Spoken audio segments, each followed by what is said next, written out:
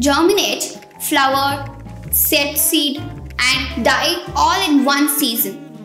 So their ultimate goal is to reproduce themselves, which is called set seed, which is a good news for the gardeners because most annuals flower like mad until their mission is accomplished. Few examples for this are corn, pea, watermelon, etc. Next one is biennials. So this biennial plant is a flowering plant that takes 2 years, generally in the temperature climate, to complete its biological life cycle.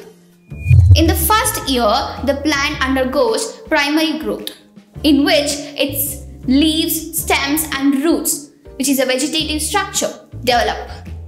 Few examples for this are turnips, beetroots, carrots, onions, etc. Next one is perennials. So this perennial plant or a simply perennial is a plant that lives more than 2 years. The term is often used to differentiate a plant from shorter-lived annuals and biennials. The term is also widely used to distinguish plants with a little or no woody growth from trees and shrubs, which are also technically perennials. So few examples for these are banana, apple tree, strawberry, etc. Next, apart from the lifespan, plants are also classified based on the nature of seed, leaf, as monocotyledon, dicotyledon plants.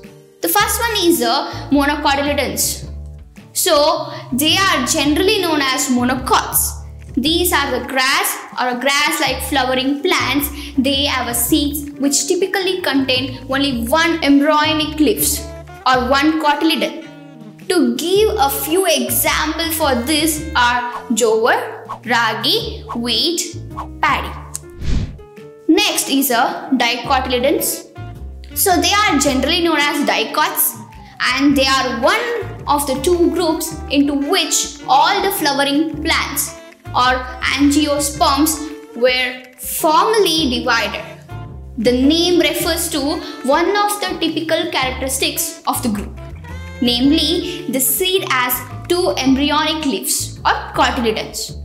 Then angiosperms are plants that produce flower and bear their seeds in fruits. To give you example for these are horse gram, groundnut, red gram, Bengal gram, etc. So here we have learned about the characteristics of living beings. Both the plants, animals were all 2 important components of environment. But now we able to witness the decrease in their number due to the greediness of man. So the protection of plants, animals is the need of the day. So we have a question. Why should we need to protect the plants? Or we will get to know that we need to protect them for the good of us. That is, we need them for rain, for food, for our future generation. So let us know about the importance of animal protection.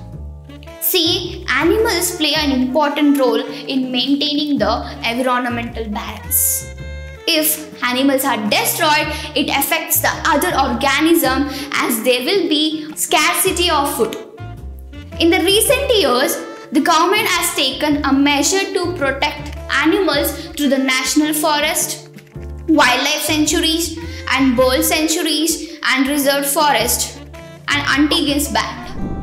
By knowing all about the animals and plants, we get to know that the world in which we are living is wonder. So we should protect them. This is the only existing environment that is available for us and for our future generation. And we should always remember that if we protect nature, it will protect us. So this is about the lesson, living world.